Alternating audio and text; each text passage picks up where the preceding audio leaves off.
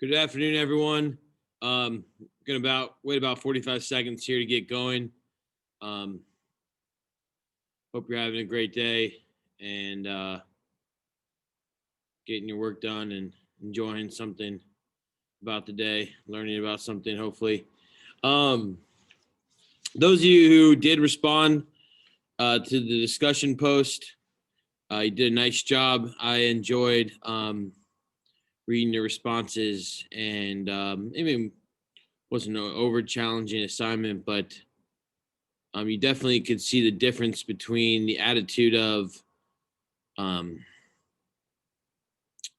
the Europeans and even the Americans, the white men, versus those who had to endure capitalistic exploitation and this drive for resources, and then that was guised by this whole idea of it being a burden.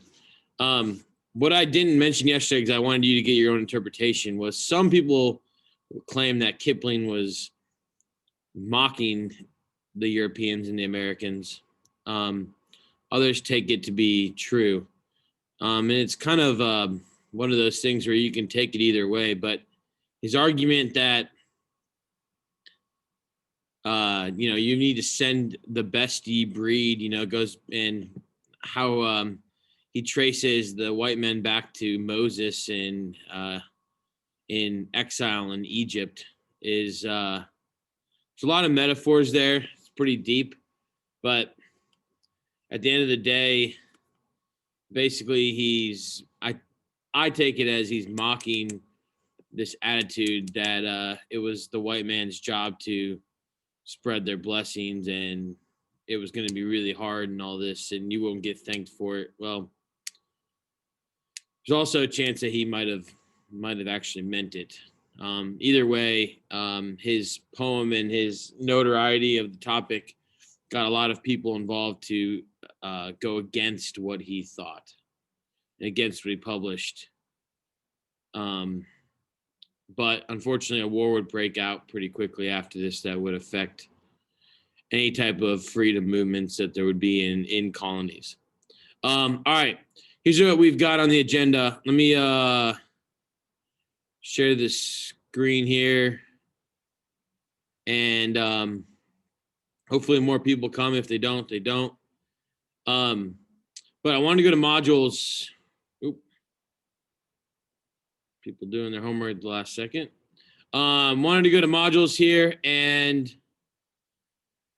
just go over a couple things real quick before I finish the notes from yesterday. One, I put an extra credit assignment on here that's due tomorrow. Okay. I know there are a lot of people that are not super pleased with their test score from Unit 4. I understand that. It was challenging, but I am also responsible for prepping you for the AP exam where students, 50% is a good score on that test. So this is a short extra credit assignment. Will probably take you 15 to 20 minutes. If you want 10 points, up to 10 points extra credit, complete that and complete the assignment tonight and get it turned in by tomorrow. Okay. Want to say congrats to Lucy McJunkins. You set the curve with a 24 out of 25 on the test. So nice work. There were other people that had high scores as well. So you could potentially get over 100% on the test if that's you. Okay. All right. So the next thing then is the rebuttal poem. Wow, rebuttal poem here is a group activity we're going to do, and then your homework is to complete 14 discussion questions for tomorrow. Upload the answers. You're going to need to use your online textbook or your physical book in your notes to complete that. Okay. All right. I'm going to then kind of jump in right away here, just so that we have time to do what I wanted to do. So, gonna change the share here and jump through this information faster than I probably wanted to. But yesterday we ended with the results of the scramble for Africa. So by 1914, the start of World War I, we talked about how only Liberia and Ethiopia were independent. The rest of Africa was carved up by the European powers represented at the Berlin Conference. All right, so just a couple things get ways to focus on that map. Britain tried to have a Cairo to Cape Town, okay, which is Egypt. Basically, they wanted to create a telegraph and railroad service that would go from north to south Africa. And they got very close, but if you look back on the map, they were blocked by Tanganyika, which is German East Africa. All right, so that was Bismarck getting his way in an area that had been controlled by the Portuguese originally. If you look at that, okay. They did get control of the Suez Canal, which we'll talk about shortly. The French basically took the Sahara Desert. That's the easiest way to remember that. Okay, and that allowed them to keep their gains over Tunisia, Algeria, and Morocco, which are all countries today. The Germans then, basically three. You can see their triangle: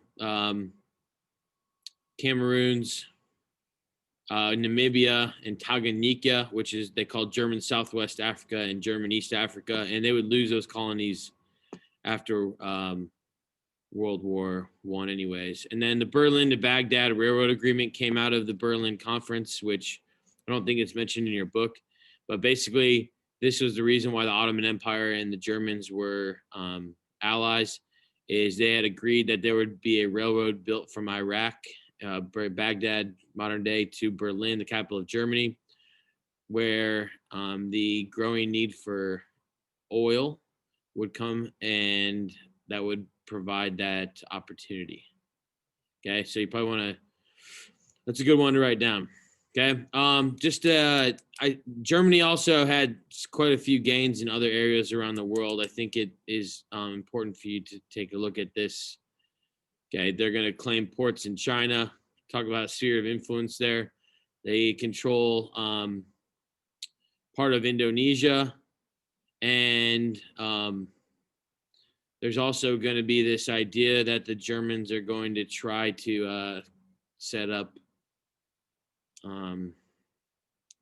a state in Antarctica. And the Nazis even played around with this after World War II. Okay, so you can see how quickly the Germans got involved in colonization after the unification. All right, Suez Canal. This connects the Red Sea and the Mediterranean Sea. Red Sea, Mediterranean Sea. All right. The Egyptians couldn't pay for it themselves. I mean, this had been planned all the way back to the Egyptians. They had planned to connect the Red Sea to the Black Sea. They never did, though.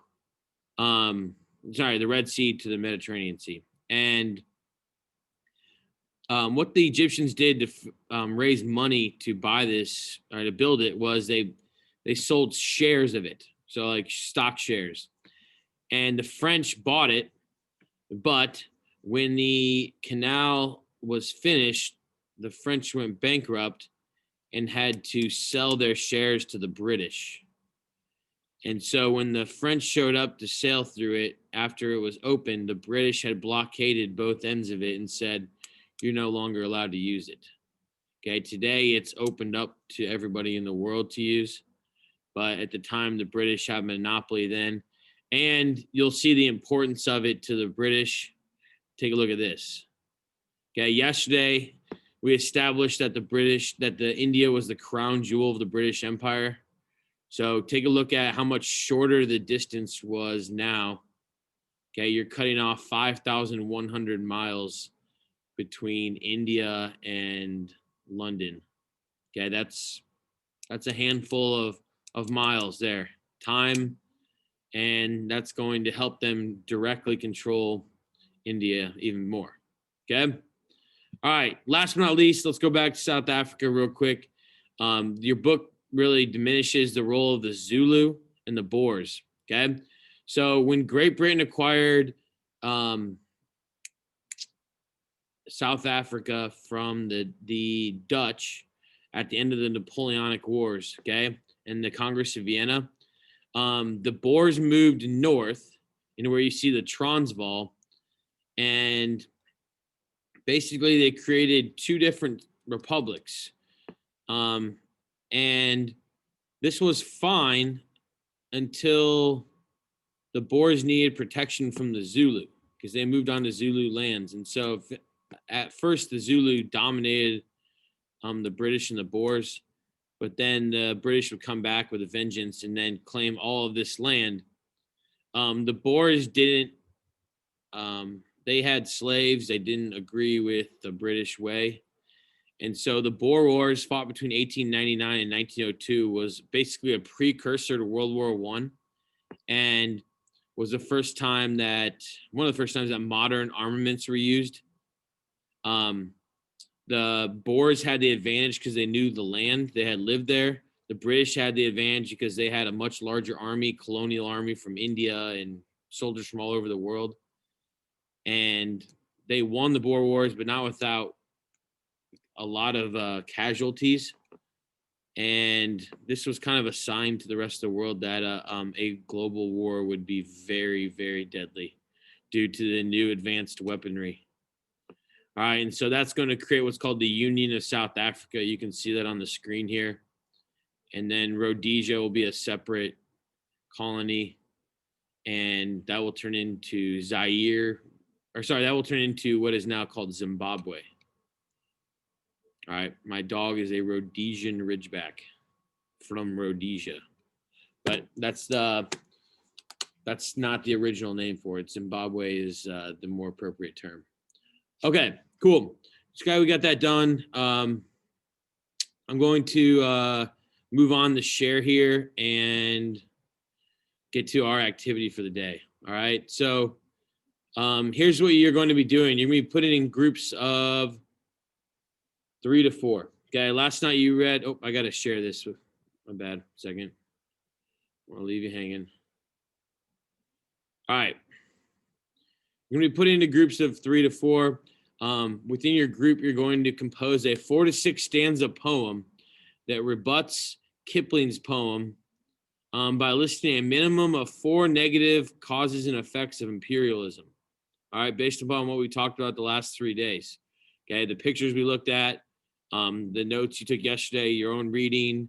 You have an example in The Black Man's Burden too of some of the negative consequences, obviously, just destroying a person's soul through monotonous labor that's not natural.